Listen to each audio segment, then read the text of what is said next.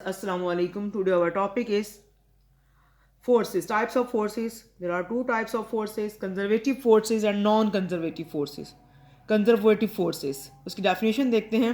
If the work done by the force on the body is independent of path taken by the body, then the force is called conservative force.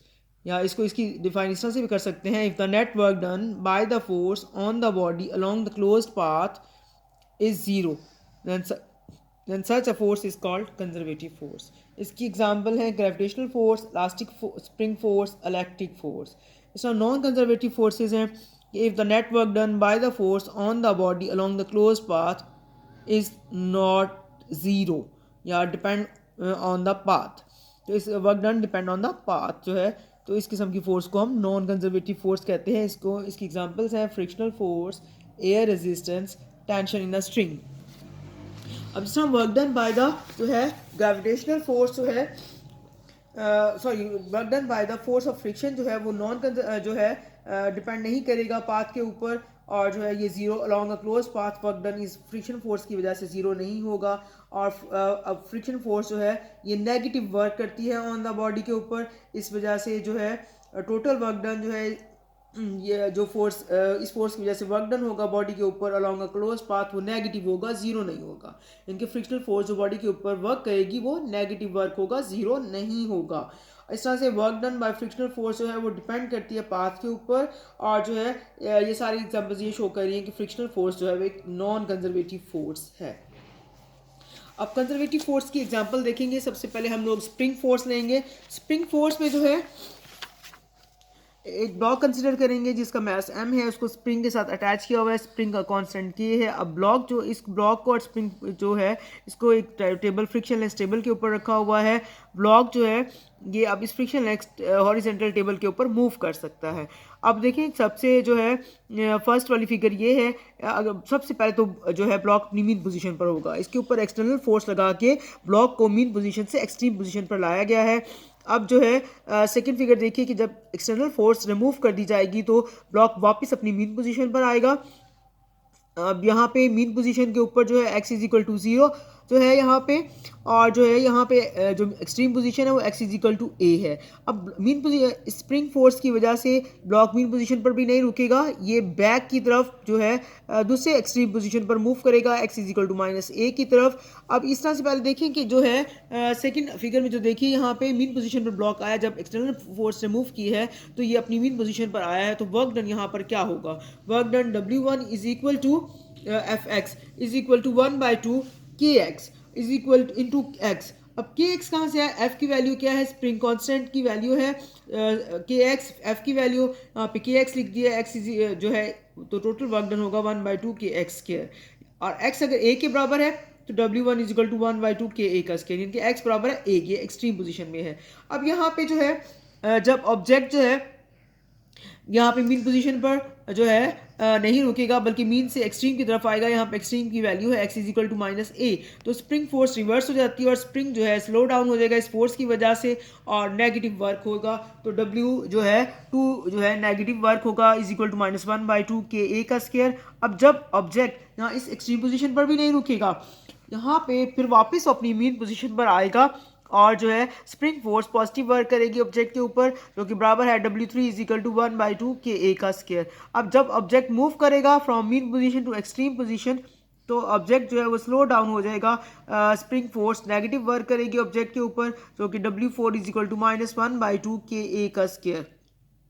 अब देखिए ये सारा जो है ये fourth figure में आप देख लिए, फिफ्थ फिगर में देखें यहाँ पे जो है मीन पोजीशन पे आया, फिर मीन पोजीशन से रुकेगा नहीं, फिर ये वापस अपनी extreme position x is equal to A पे आया वापस. तो यहाँ पे जो है तो टोटल वर्क डन जो है स्प्रिंग फोर्स की वजह से जो हुआ है जो during the complete round trip. Complete round trip कैसे है ये? देखिए पहले मीन पोजीशन से एक्सट्रीम, एक्सट्रीम से फिर मीन, मीन से फिर एक्सट्रीम, एक्सट्रीम से फिर मीन और मीन से फिर जो है ये अब दोबारा एक्सट्रीम पे चला जाएगा. तो ये वन कंप्लीट राउंड ट्रिप हो जाएगा.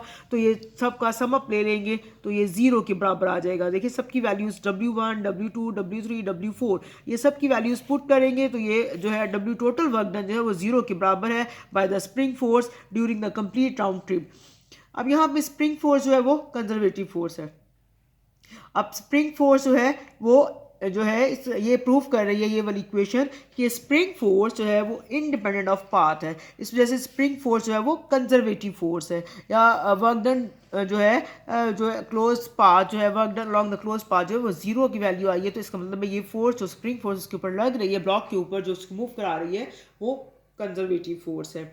इसकी दूसरी एग्जांपल है फोर्स ऑफ ग्रेविटी की। हम कंसिडर करेंगे एक बॉल की एग्जांपल को। बॉल को जो है हम अपवर्ड डायरेक्शन में बॉल का मास m है, इसको अपवर्ड डायरेक्शन में देखिए। अब यहाँ अर्थ है, अर्थ के ऊपर यहाँ y जो है वो 0 के बराबर है। यहाँ से बॉल को थ्रो किया गया अपवर्ड डायरेक्शन में। अब देखिए यहाँ पे इसकी जो है force of gravity downward direction में मूव कर रही है, जबकि बॉल की डायरेक्शन जो है, जो डिस्टेंस कवर कर रही है बॉल, वो अपवर्ड डायरेक्शन में है। देखिए दोनों ऑपोजिट डायरेक्शन में है, तो दोनों का एंगल क्या बनेगा, 180 डिग्री। यानी कि वर्क डन यहाँ पे अगर लिखेंगे W1 is equal to F dot H is equal to F H cos theta is equal to M G H cos 180 degree. Cos 180 degree आपको मालूम है -1 के बराबर है, तो यहाँ पे हमारे पास वर्क डन आया है -mgh। तो बॉल जो है रेस्ट पोजीशन में आएगी फॉर अ मोमेंट, एक लम्हे के लिए, और जो है जब बॉल जो है हाइट एच के ऊपर पहुंचती है तो एक लम्हे के लिए वहाँ पे रेस्ट पोजीशन में आ जाती है, वहाँ पे बॉल स्टेशनरी हो जाती है एक फॉर अ मोमेंट। फिर उसके बाद बॉल जो है वो दोबारा जो है उसके डाउनवर्ड डायरेक्शन में मूव करती है जो है अर्थ की तरफ, जहाँ पे y इज इक्वल टू 0 है। तो वर्क डन जो है by the force of gravity इस कंडीशन में क्या होगा, आप ये देखिए ना, यहाँ पे बॉल भी डाउनवर्ड डायरेक्शन में मूव कर रही है, और जो है डिस्टेंस भी डाउनवर्ड डायरेक्शन में है, और फोर्स ऑफ ग्रेविटी भी डाउनवर्ड डायरेक्शन में है, तो दोनों जो है पैरेलल हैं। अब जो है W2 is equal to F dot H is equal to F H cos theta, दोनों के दरमियान एंगल क्या होगा, 0 का। तो जो है W2 is equal to M G H cos 0, cos 0 आपको मालूम है कि वो 1 के बराबर है, तो यहाँ पे हम लिखेंगे W2 is equal to M G H. अब जो है इस पूरे ट्रिप में ऊपर जाने में और फिर बॉल के नीचे आने में जो है वर्क डन जो हुआ है उसका टोटल सम लेंगे, तो W is equal to W1 plus W2 is equal to, देखिए W1 की वैल्यू है mgh और W2 की वैल्यू है -mgh, तो ये 0 के बराबर हो गया। इनके work done along a close path is equal to 0। तो ये वाली जो है वर्क डन भी रिप्रेजेंट कर रहा है कि फोर्स ऑफ ग्रेविटी भी जो है वो भी कंजर्वेटिव फोर्स है। अब ये वाली जो है इसी तरह से अब देखेंगे कि by conservative force work done on a system देखेंगे अलॉन्ग अ क्लोज पाथ, वो 0 होगा। जो है टोटल वर्क डन है F dot D S is equal to A to B F dot D S plus B to A F dot D S is equal to 0। ये path 1 है और ये वाला पाथ 2 के अलॉन्ग वर्क डन है। अब इसी तरह से जो है ये टोटल वर्क डन हमने कहा कि वो 0 है, अलॉन्ग द क्लोज पाथ है, कंजर्वेटिव फोर्स है, वो 0 के बराबर, इसकी वैल्यू 0 आ गई है। तो ये जो है दोनों फोर्सेस प्लस जो है की हुई हमने 0 के बराबर, एक फोर्स इधर लिया है A to B F dot D S is equal to minus, equation की दूसरी साइड पे इसको ले जाए तो माइनस हो जाएगा, नेगेटिव हो जाएगी, तो minus integral B to A F dot D S. इसी तरह से जो है A to B F dot D S, यहाँ पे लिमिट रिवर्स करेंगे तो यहाँ पे ये नेगेटिव जो है ये पॉजिटिव में चेंज हो जाएगा। अब यहाँ पे जो है देखिए पार्ट 1 और पार्ट 2 के अलॉन्ग जो है सेम जो है वर्क डन हो रहा है, क्योंकि work done is independent of path, path पे डिपेंड नहीं कर रहा। तो ये जो है along a close path total work done जो है वो 0 के बराबर होता है। तो यहाँ से ये बात क्लियर हो गई कि जो है वर्क डन जो है यहाँ पे फोर्स ऑफ ग्रेविटी जो है, सॉरी, फोर्स ऑफ ग्रेविटी एक कंजर्वेटिव फोर्स है। अब ये देखिए आपको उम्मीद है कि समझ में आ गया होगा कि आज हमने इसकी 2 एग्जांपल्स की हैं कंजर्वेटिव फोर्स की। एक हमने किया है स्प्रिंग जो है फोर्स के देखा है हमने उसकी एग्जांपल, उसको स्प्रिंग को मैस के ब्लॉक के साथ अटैच करके हमने उसकी एग्जांपल को एक्सप्लेन किया। उसके बाद हमने जो है फोर्स ऑफ ग्रेविटी को देखा। फोर्स ऑफ ग्रेविटी में हमने बॉल की एग्जांपल ली, हमने उसको अपवर्ड डायरेक्शन में थ्रो किया, फिर हमने देखा कि जो है ऊपर जाते हुए और नीचे आते हुए 2 दफ़ा हमने वर्क डन लिया उसका, और जो क्योंकि फोर्स ऑफ ग्रेविटी की वजह से वर्क डन था, तो हमने देखा कि जब उनको टोटल हमने सम अप किया ड्यूरिंग द टोटल टाइम के दौरान में जितना उसका वर्क डन हुआ था, तो वो जो है टोटल वर्क डन का सम जो है वो 0 के बराबर था। अब टोटल वर्क डन जब 0 के बराबर है तो हमने पहले ही कहा था कि कंजर्वेटिव फोर्सेस वो फोर्सेस हैं जिसमें वर्क डन जो है अलॉन्ग अ क्लोज पाथ जो है वो 0 होगा। तो इसका मतलब है ये बात भी ये प्रूफ करती है कि यहाँ पे फोर्स ऑफ ग्रेविटी की जो है वो भी कंजर्वेटिव फोर्स है। फिर हमने स्प्रिंग जो मैथ सिस्टम वाला किया है, एग्जांपल एक्सप्लेन की है, उसमें भी जो है work done, total work done जो था वो इक्वल 0 के बराबर आया। तो इसका मतलब है कि स्प्रिंग फोर्स जो है वो भी जो है स्प्रिंग फोर्स भी एक कंजर्वेटिव फोर्स है, क्योंकि उसमें जो वर्क डन किया वो 0 के बराबर। हमने कहा था कि work done by conservative force जो होगा वो अलॉन्ग क्लोज पाथ इज 0 होगा, क्योंकि वो 0 के बराबर उसकी वैल्यू आई है।